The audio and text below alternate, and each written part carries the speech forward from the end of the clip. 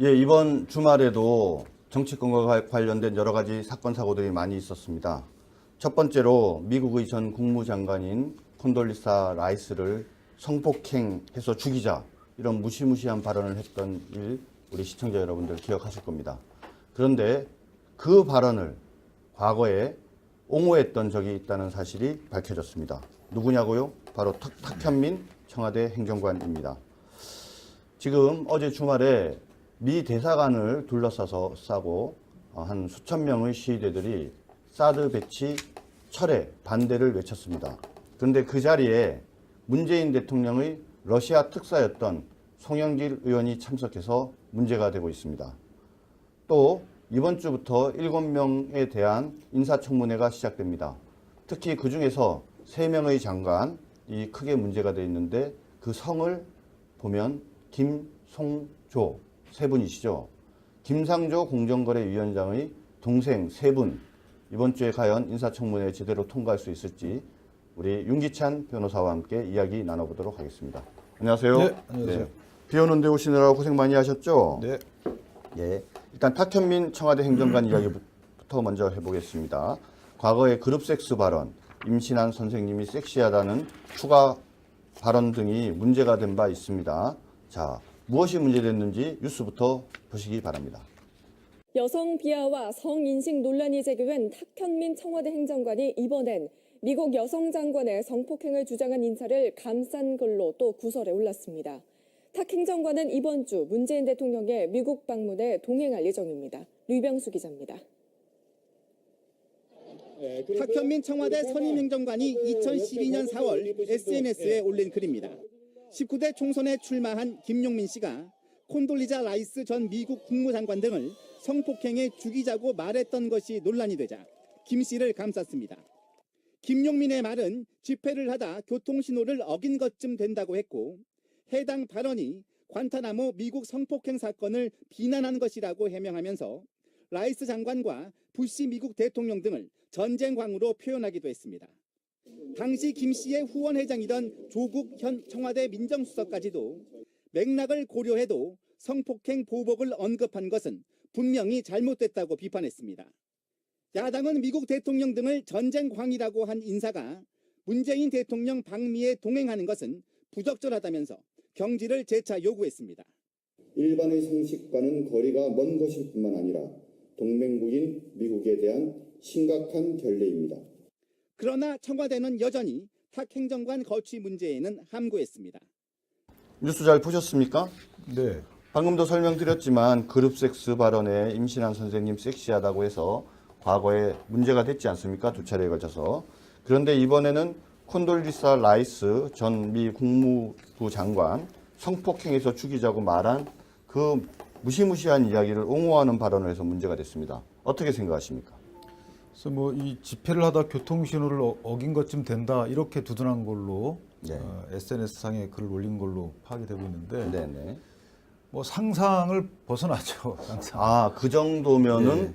교통신호를 위반한 정도밖에 안 된다. 예, 이게 글쎄 예. 뭐 콘돌리자 그 장관을 떠나서 한 여성을 네. 두고 네. 성폭행해서 죽이자라고 표현을 한 그 분에 대해서 이게 교통신호를 어긴 것쯤 된다 이런 표현을 쓸 수 있는 의식이 네. 예, 이거 뭐 상상할 수 없는 것이죠. 이거 상상할 수 있으십니까? 글쎄요, 저도 이런 얘기 함부로 못할 것 같은데 혹시 아무리 잘못했어도 예. 이런 식으로까지 얘기하는 거 좀 지나친 것 같아요. 그런데 이분이 이번에 문재인 대통령 미국 방문하는데 따라가게 돼 있죠. 예. 어떻습니까? 이게 따라가는 게 적절한가요?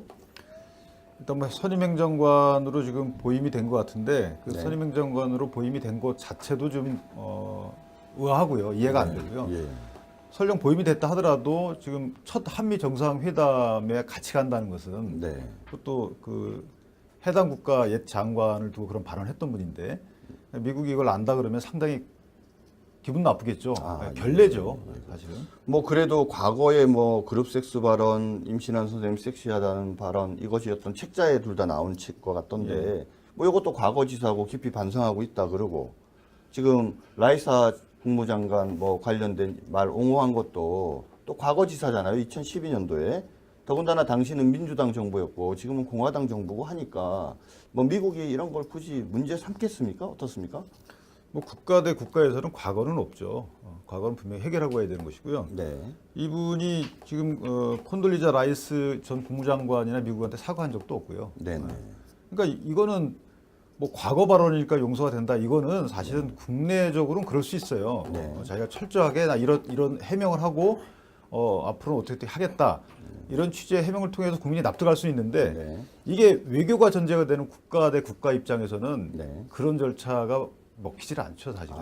제가 볼 때는 안 데리고 가시는 게 맞는 거고요.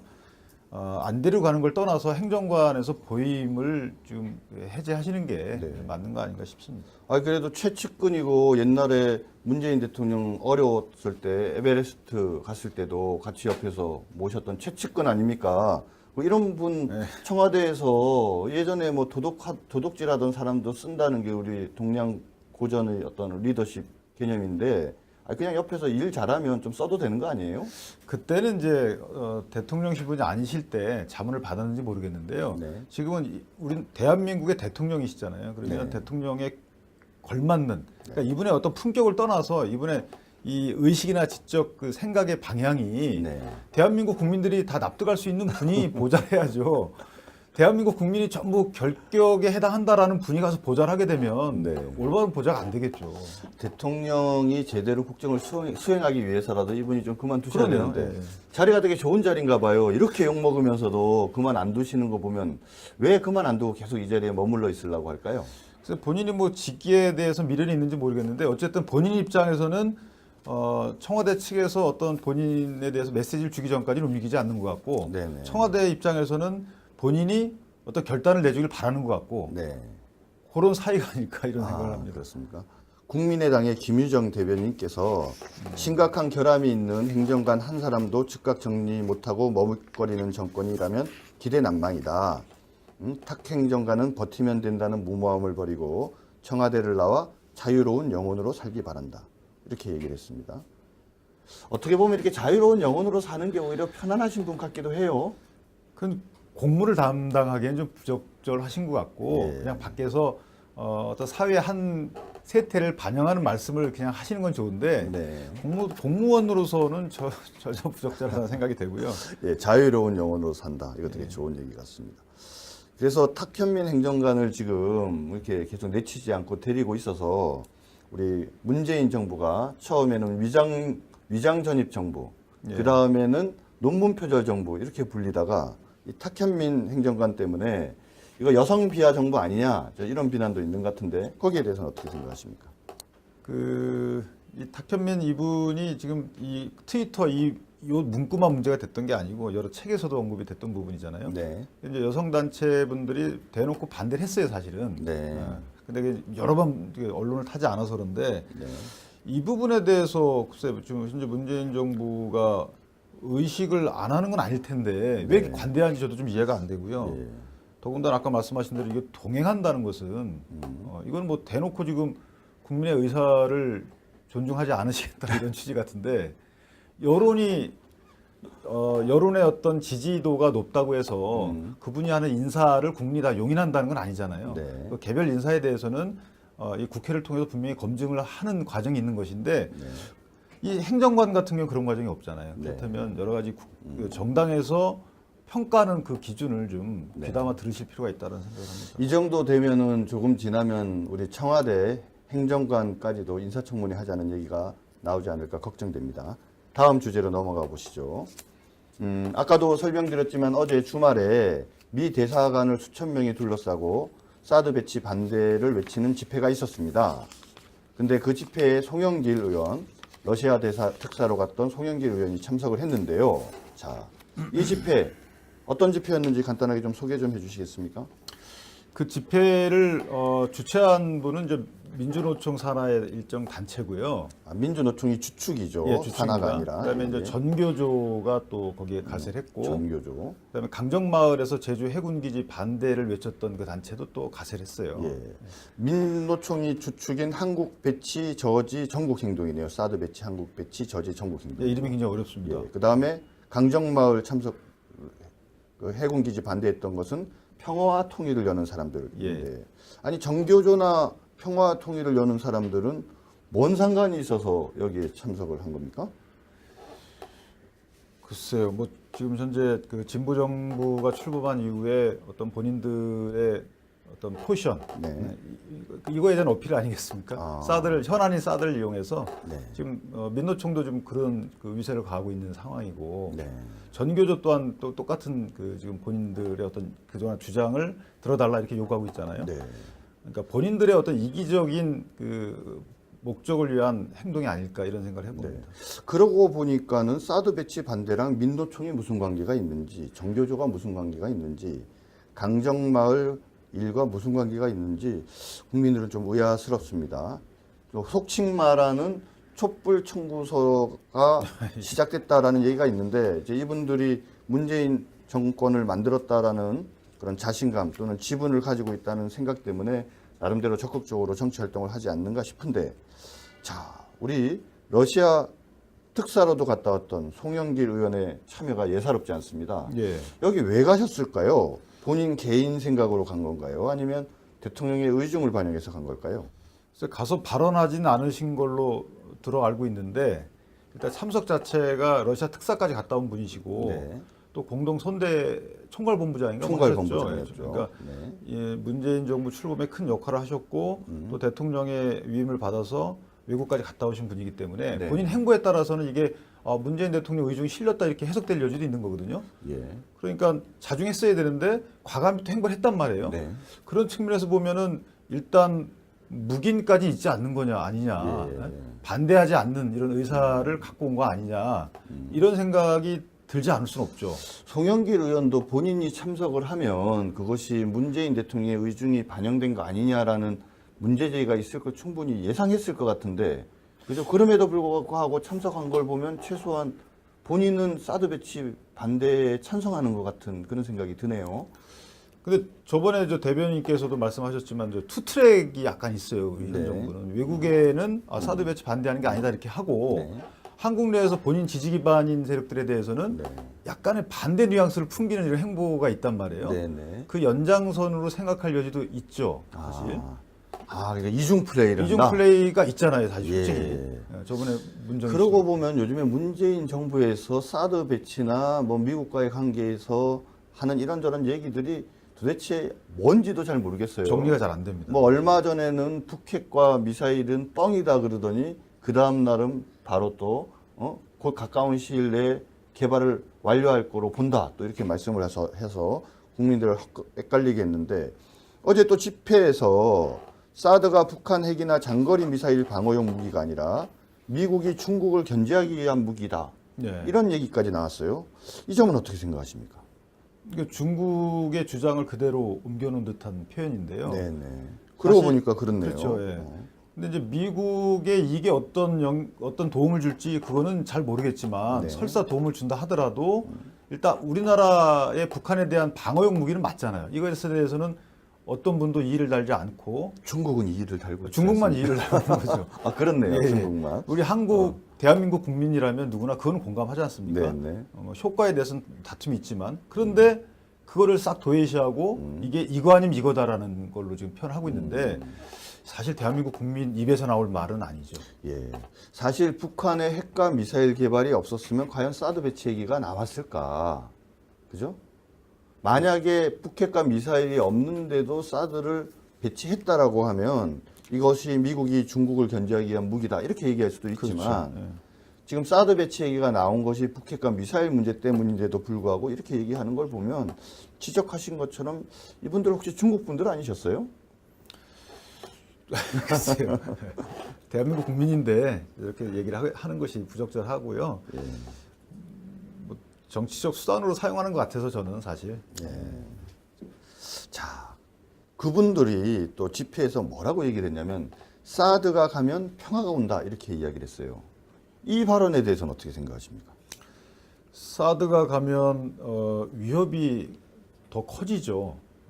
그렇죠. 네, 위협이 불안이 더 커지고. 네. 왜냐하면 북핵에 대해서 우리가 지금 방어할 수 있는 수단이 몇 개 있긴 있지만 고고도 미사일 낙하할 때는 지금 없다는 거 아닙니까? 그렇죠. 그걸 위해서 사드 배치를 한 것인데 그 방어용 무기를 빼면은 그만큼 불안이 고조되고 위협이 커진 거죠. 그러면 사드가 가면 불안이 오는 건가요? 불안이 오죠. 불안한 거죠. 근데 이분들은 왜 평화가 온다 그럴까요? 평화에 대한 개념이 다른 건지 이분들이 모르겠습니다. 생각하는 평화는 뭘까요? 그러면 아, 글쎄요. 그분들이 생각하는 평화는 아니야 북한을 예상할 수 있는 집단이라고 보거나 네. 북한의 주장 그대로 답한다고 볼 여지도 있어요. 북한이 지배하는 한반도가 되면 평화롭게 되지 않을까요? 아, 그건 좀 글쎄요. 모르겠습니다만. 북한이 네. 핵과 미사일을 가지고 우리를 겁을 주고 우리 말을 따르라 그럴 때 우리가 그 말에 고분고분 따라가게 되는 그런 어떤 한반도가 되면 그럼 평화로운 거 아니에요? 약간 비슷한 개념으로 네. 지금 북한이 주장하는 바와 같이 미군이 주둔해 있는 것 자체가 그것 때문에 지금 한반도가 위기가 강화되고 있다. 뭐 이런 소리 하고 있잖아요. 아, 그렇네요. 그러니까 사드도 미국이 배치한 무기이기 때문에 그것 때문에 지금 한반도 긴장이 고조되고 있다. 그러니까 이걸 철수를 하게 되면 긴장이 완화될 것이고 그것이 평화다.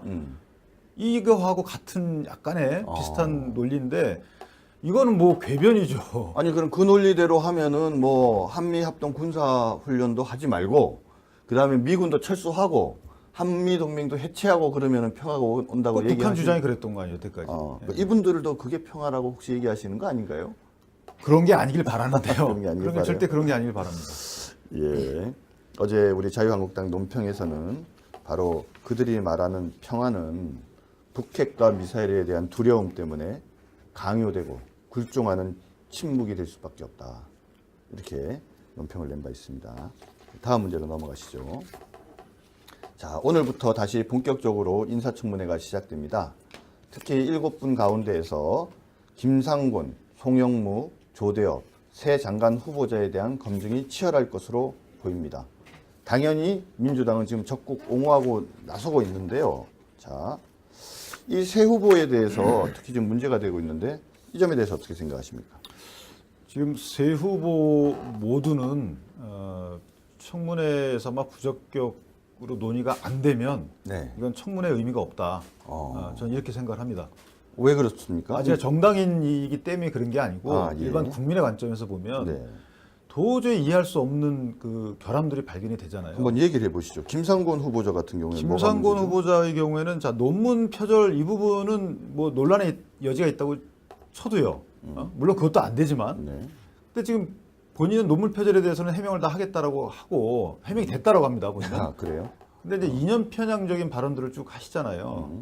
이념 편향적인 발언들에 대해서는 이념 편향성은 본인이 청문회 가서 해명을 하겠다고 해요. 네, 네. 그러니까 이념적 편향적 발언을 한 것에 대해서는 본인이 부인하지는 않는 거란 말이에요. 네, 네. 그리고 그것이 국민에 대해서 이념 편향으로 들린다는 것에 대해서도 인정을 하는 거예요. 네, 네. 근데 청문회 단계에서 어떻게 본인이 입장을 이제 얘기를 하겠지만 네. 현재 남북 대치나 한미 공조가 필요한 상황에서 저런 분이 사회부총리하고 교육부 장관을 하시겠다는 거잖아요. 네, 네. 이게 전혀 적절하지 않는 그렇죠. 거죠. 교육부 장관이 지금 논문 표절 문제가 된 것이 참 부적절하다는 지적이 있는데 지난번에 우리 방송에 출연했던 김용남 전 의원께서는 예. 논문 표절이 아니라 논문 복사다 이런 표현을 썼거든요. 그 정도였어요. 그런데도 아무 문제가 없는 거예요? 글쎄 뭐 내로남불 전형인데요. 예. 근데 저 지금 감싸게 할 게 아니고 민주당에서도요. 뭐 할 건 해야 되는 겁니다. 그렇죠. 그래야 국회에 존재 얘기가 있는 거고. 예. 지금 김상곤 후보자도 논문에 대해서는 그냥 아니다라고만 하지 구체적으로 상세하게 해명을 안 하시고 계시잖아요. 그 부분은. 김용남 전 의원의 말에 따르면 논문 표절이 아니라 논문 복사라는 표현을 썼는데 그 이유가 뭐냐면 여러 논문 중에 아예 짜집기를 해가지고 그대로 옮기면서 그것이 어느 논문에서 나왔다는 것을 인용을 안 했다. 그렇기 때문에 이거는 논문 복사 수준이다 이렇게 표현을 했습니다. 본인은 문제가 없다고 하니까 한번 관심을 가지고 지켜봐 주시고요. 이념 편향적 발언. 예. 그죠? 학생들을 교육하는 교육부 장관, 그죠? 교육부의 수장으로서 본인이 이념 편향적 그런 어떤 생각을 가지고 있으면 학생들을 과연 제대로 교육시킬까? 그렇지 않아도 뭐 정교조 등으로 인해서 지금 학생들에 대해서 바른 교육이 이루어지지 않고 있다는 걱정들이 많은데 그런 점들 참 문제가 되겠죠? 예. 그래서 네. 뭐 광주 민주항쟁과 관련된 이제 발언을 하시면서 그것이 조국의 통일의 당위성을 국민한테 알렸다 이런 표현도 하시잖아요. 아, 그렇게까지 말씀하셨어요. 거기 민주항쟁에서는 반미 국어가 나오고 그랬는데 예. 좀 학생들은 이제 아시다시피 지금 초중고를 주로 다루잖아요. 교육부라는 데가 대학도 다루지만 초중고는 이념적 편향 없이 우리 국가의 시민으로서의 교양을 가리키는 곳인데 예. 본인도 다소 시인하는 이념 편향성이 있다면 교육부 장관으로서는 좀 부적절한 거죠. 네. 그뿐만이 아니라 송영무 국방부 장관 후보는 지금 방산 비리를 담당해야 될 어떤 주무장관인데 본인이 스스로 로펌에서 고액의 자문료를 받았고 또 특정 방산 업체로부터도 상당 금액의 자문료를 받았습니다. 그것이 문제됐는데 거기에 대한 또 해명도 이상하게 해서 좀 문제가 된 걸로 알고 있습니다. 도대체 송영무 장관에 대해서는 어떻게 생각하십니까? 그 뭐 법무법인 이응이라는 곳에서 이응, 예. 이응. 예. 월 3천씩 받으셨다는 건데 아, 예. 근데 거기 위촉서에 보시면 다소의 뭐 활동비 이렇게 쓰셨어요. 활동비, 예, 다소의 활동비. 그러면 그게 본인 수입이 아니고 활동비면 활동하는데 쓰셨나요 그거를? 네? 고문으로서 활동하는데 예. 그리고 이제 그 해명을 하실 때 보면 일반인들은 이해하기 어려운 세계가 있다. 자기 네, 세계에는 예. 이게 무슨 말입니까? 일반인들이 이해하기 어려운 세계가 있다. 일반인이면 이해하기 어렵겠죠. 일반인 입장에서 3천이 크진 않지만 네. 우리는 니네가 그러니까 이해하기 일반인 어려운 삼천이 크지만 크지만 우리 입장에서 보면 니네가 어려운 세계가 있기 때문에 그것은 크지 않은 돈이다. 이렇게 해석될 수밖에 없어요. 그렇네요. 글쎄 그것이 뭘 의미하는지는 일반 국민이 해석을 하겠지만 네. 공직을 맡을 분이 월 3천이 작은 돈이다라고 표현을 하신다면 네. 우리 서민들의 삶을 이해할까요? 첫 번째는. 그렇네요. 예. 그리고 두 번째는 지금 STX가 방산업체가 되는 데 있어서 이분이 조암단장일 때 뭐 그렇게 네. 위촉됐다는 거 아닙니까? 네. 그 뒤에 이제 율촌으로 가서 STX와 관련된 또 여러 가지 일을 했다는 거고 네. 네. 이런 면을 볼 때 본인이 어쨌든 업무상 선의로 한 것은 아니잖아요. 네, 업무상 네. 깨끗하신 건 아니잖아요. 예, 자 예. 이런 분이 국방 개혁을 추진할 적임자라고 생각할 분이 있겠습니까? 네. 그렇겠네요. 자, 7명에 대한 인사청문회 본격적으로 시작되는데 방금 우리가 이야기 나눈 김상곤, 송영무 장관 후보자를 포함해서 7분들이 과연 제대로 장관으로서 자기 역할을 할 수 있는 분들인지 관심을 갖고 시청자 여러분 지켜봐 주시기 바랍니다. 오늘 바쁘신데 시간 내서 귀한 말씀 해주셔서 감사합니다. 네, 고맙습니다. 감사합니다.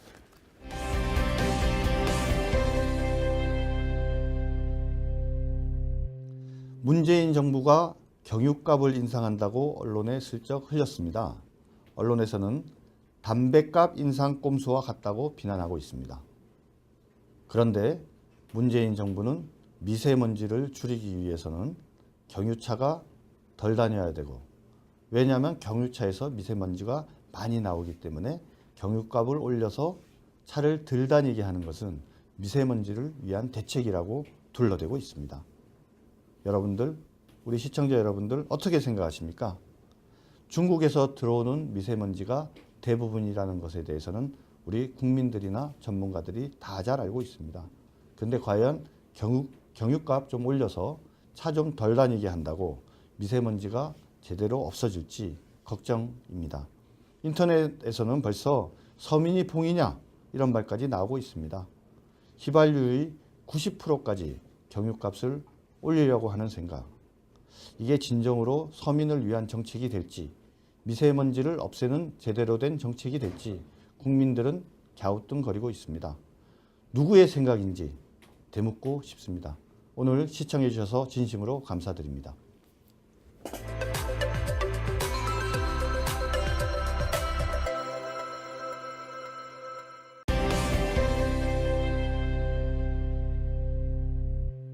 예, 이번 주말에도 정치권과 관련된 여러 가지 사건 사고들이 많이 있었습니다. 첫 번째로 미국의 전 국무장관인 콘돌리사 라이스를 성폭행해서 죽이자 이런 무시무시한 발언을 했던 일 우리 시청자 여러분들 기억하실 겁니다.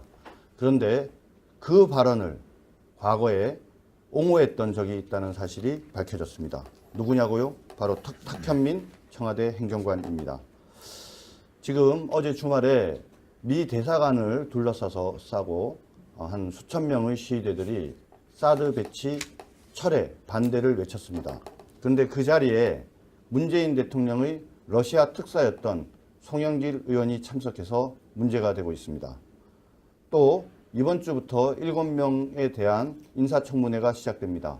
특히 그 중에서 3명의 장관이 크게 문제가 되어 있는데 그 성을 보면 김송조 3분이시죠.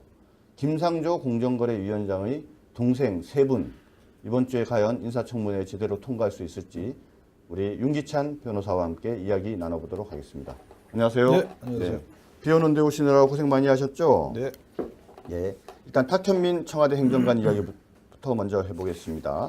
과거의 그룹섹스 발언, 임신한 선생님이 섹시하다는 추가 발언 등이 문제가 된 바 있습니다. 자, 무엇이 문제됐는지 뉴스부터 보시기 바랍니다. 여성 비하와 성인식 논란이 제기된 탁현민 청와대 행정관이 이번엔 미국 여성 장관의 성폭행을 주장한 인사를 감싼 글로 또 구설에 올랐습니다. 국내적으로는 그럴 수 있어요.